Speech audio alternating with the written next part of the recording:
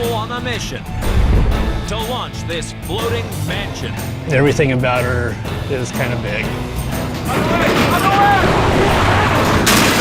Will it survive a hazardous hoist? It's gonna pull us down. And tuck trek to its new home? That's a monster. It makes my heart pound. Launching this canal-side castle will be nothing short of one massive move.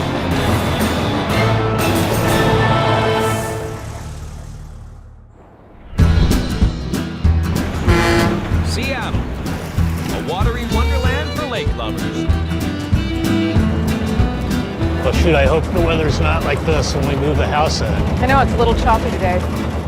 Mike and Patty Sherlock spend their lives on and around the water here. Sea Dog Mike was a fisherman before taking a sideways step into building houses that float. You never stop learning, and there's always something new, and there's so many new challenges. Now Mike and Patty are giving up building floating homes to open up a whiskey distillery, complete with ship's whistle. You know, this is probably the only place that you can legally drink on the job. It's a short commute from the distillery to their waterborne house, moored on Lake Union. I'll get the line. But this busy couple's home is in danger of sinking under the weight of their beloved belongings. Everywhere you look, there's a story to tell. Everything behind it. We have probably about 50 clocks in the house. This one actually came off of one of the ships that we worked on. They've run out of room, but Mike and Patty don't want to give up their spectacular spot under the Aurora Bridge. We see every boat that comes in and out of the lake, and this location is very special. It's like waking up on vacation. So we really don't want to give up this spot. So, Mike's building one final home to move to their mooring. She's gonna be pretty cool. An aquatic mansion big enough for all their collectibles. I kind of look at her and it does kind of surprise me that she's so big. It's taken Mike 2 years to get his monster mansion off the drawing board. Don't you think that looks really pretty there? Oh, I like that a lot. Soaring 3 stories high and with 4,500 square feet of space, Mike's built the biggest, most luxurious floating house in Seattle. I think this house is beautiful and incorporates so many innovative things that he's been, Mike's brain is just like this, thinking all the time. For when we get old, we'll have an elevator to get us up and down. Oh, this bathroom is quite special. Mike and I can enjoy a hot tub together, a little cocktail, and look out and enjoy the scenery as well. We're in the theater. We actually have about a 5-foot by 10-foot screen that comes down. So it'll be kind of fun.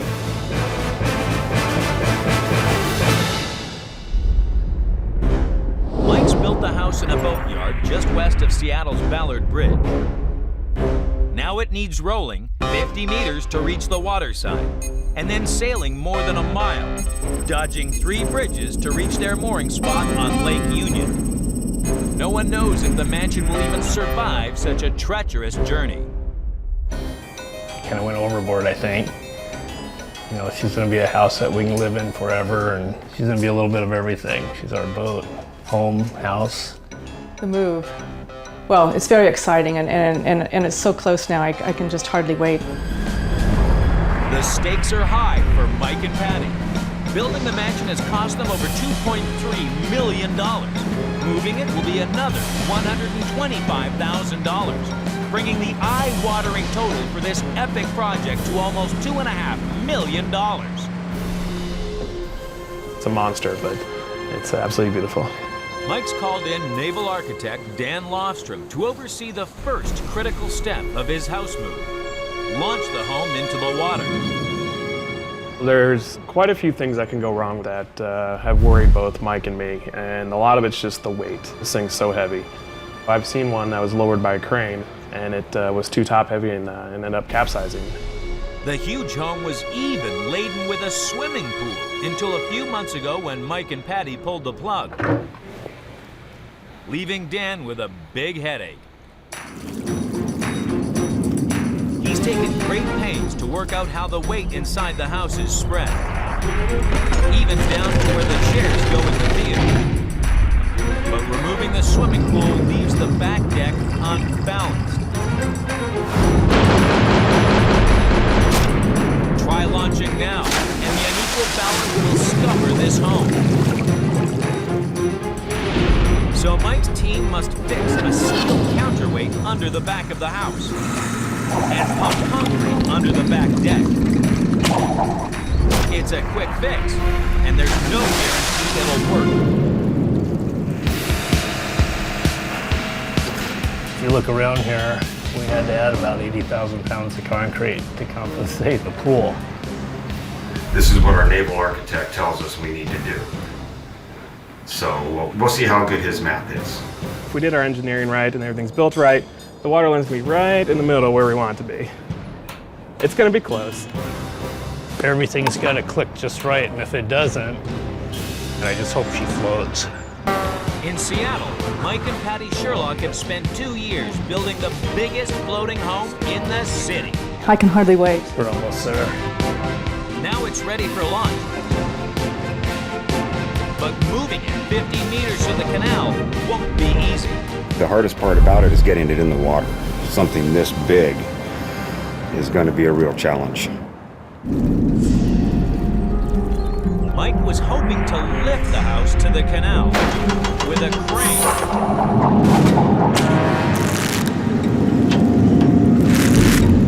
But weighing in at almost 150 tons, even Seattle's biggest crane won't be able to take the strain. So the team must use massive beams and wheels to support the house. Guiding it to the canal side. Ready for launch.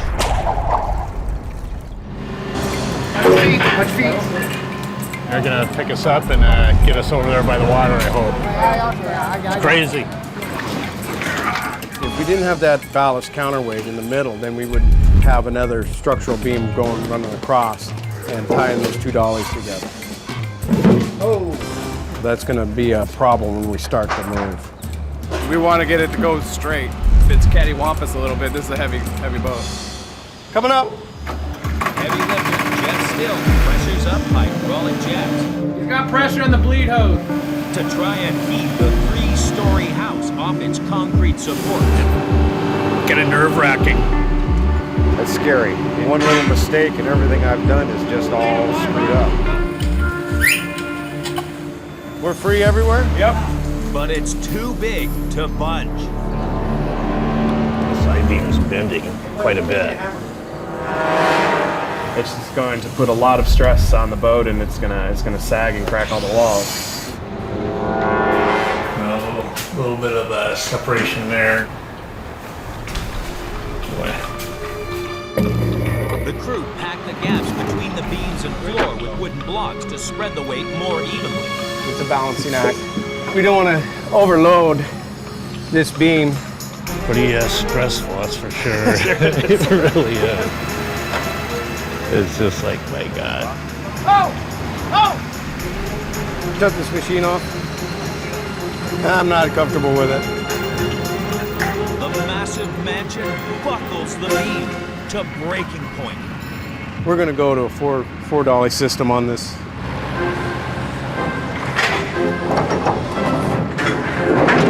Yeah, we'll give that a try. Well, I feel a lot more at ease now with the extra 2 axles. With extra wheels beefing up the beam, the team faced their next big test. Roll the house to the water side. If anybody sees anything weird, say something. All right, well, let's get at it, guys. Moment of truth coming up. Nice and easy. She's moving. God, look at the size of her when she comes out of that hole there. Thrilled to see it at this point. It's just so amazing, so exciting. Let's go ahead and take it towards you a little bit. Nice and easy. The crew must jackknife the wheels to reach the launch site, but turn too hard and the house could topple. Reload ramp you go up, it kind of makes you nervous. It's a slight tilt in the driveway here. So we got minimum space to get this thing shifted as far over as we need to. Giant house, it's very difficult to turn this thing. Other way! Other way! Can't turn it!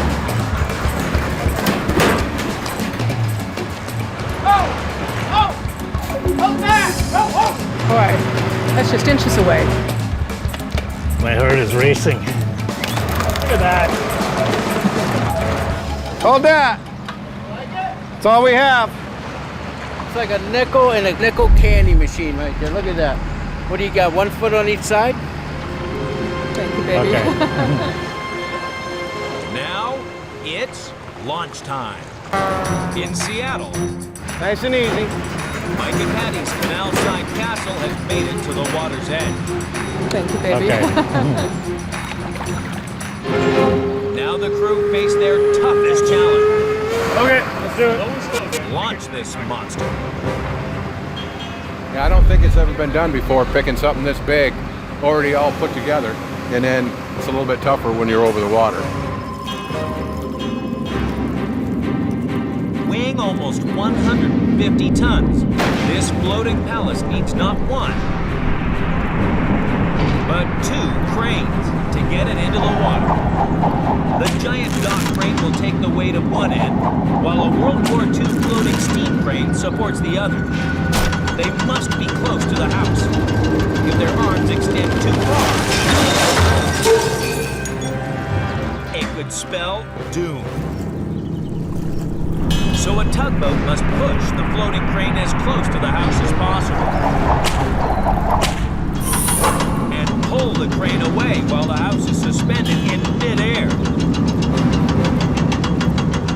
A precarious balancing act.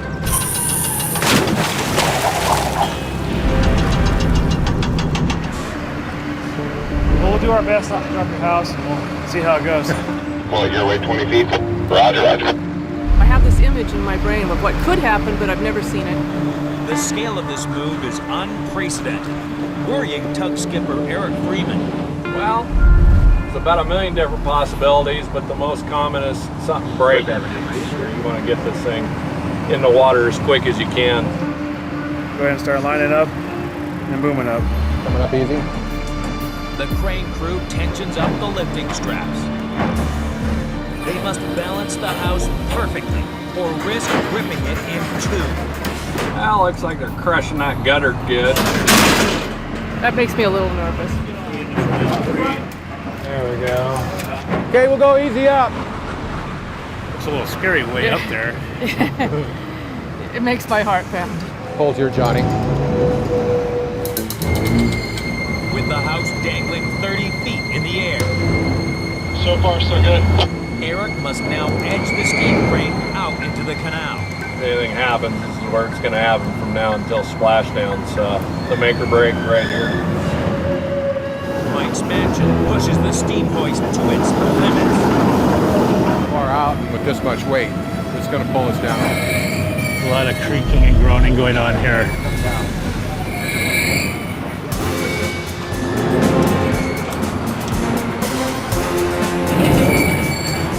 Another 5 feet to go. The Eagle has landed.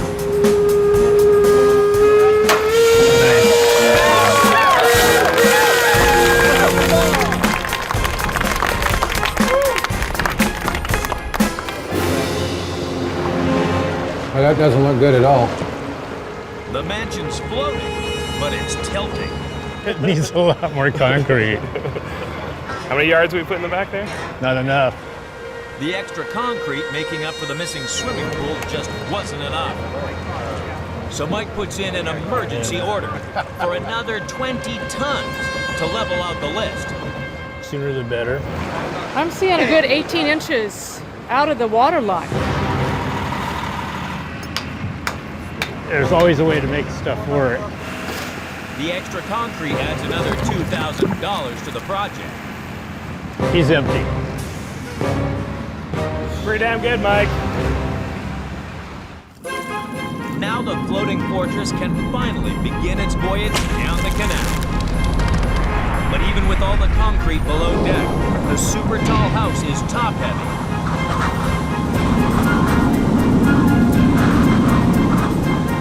Its massive walls act like sails, putting the house on a collision course.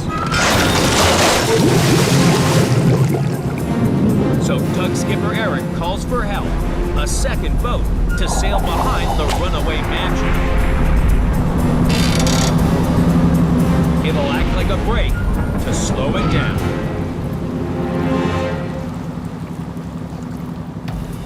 Okay, pulling away easy. Roger, roger. It's gonna be blown off the dock a little. Okay, roger that. Oh my gosh, isn't she a beauty?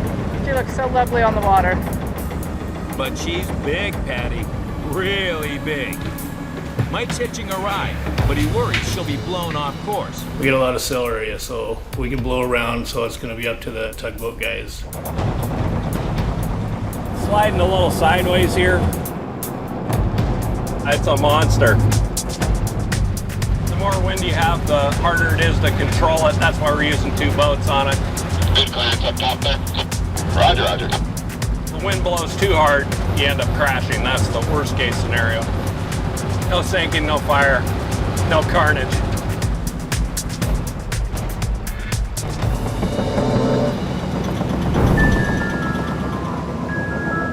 With the voyage underway, Patty joins Mike on the bridge.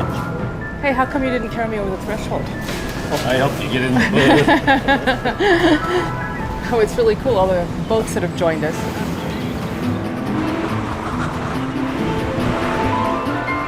It's like kind of an unusual sight.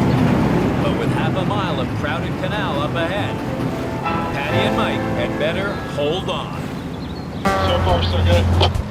It makes my heart pound.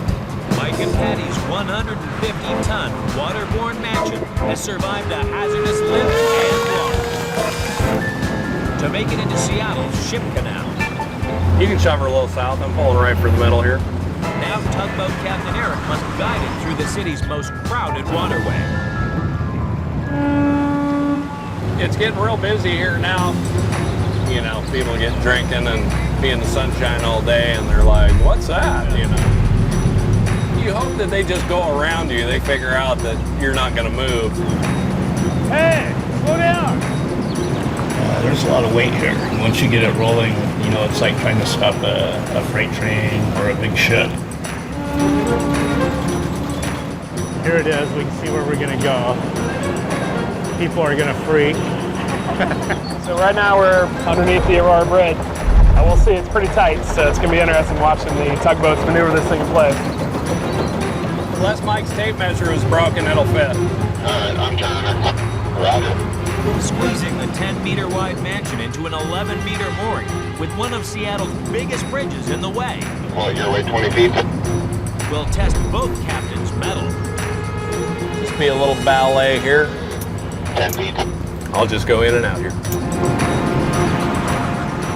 Use the weight of the house a little bit to help her turn. Roger. Just be ready to stop her up in just a minute. I'll get it over where Mike can get a line around it. It's looking good. She's gonna fit just fine. Tell me when you're happy there. Happy now. It fits, doesn't it? It's all put to bed. Wow. Look at that. She's a beauty. It's taken 2 years to build their new home and an army of people to move it here. Hey, very well done. And Thank you, Mike. I appreciate it a lot. Yeah, that's awesome.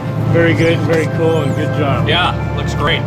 Against all the odds, the biggest floating home in Seattle reaches its dock on Lake Union. What I was thinking about was just how nicely the bridge frames it.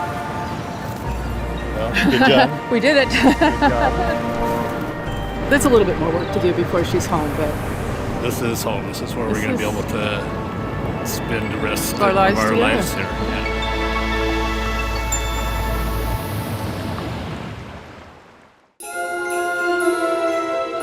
Just 6 weeks later, and Patty and Mike are filling the floating palace with their classic collections. you can see we're still moving in, but we've been living here a few days now. I have to tell you that it is much nicer than we ever dreamed. They dreamed big, and now they can put their feet up and enjoy it. Now I don't even think I can go to a regular theater ever again. My favorite place is the dining room, kitchen, sunroom, sitting room, the theater, the tub.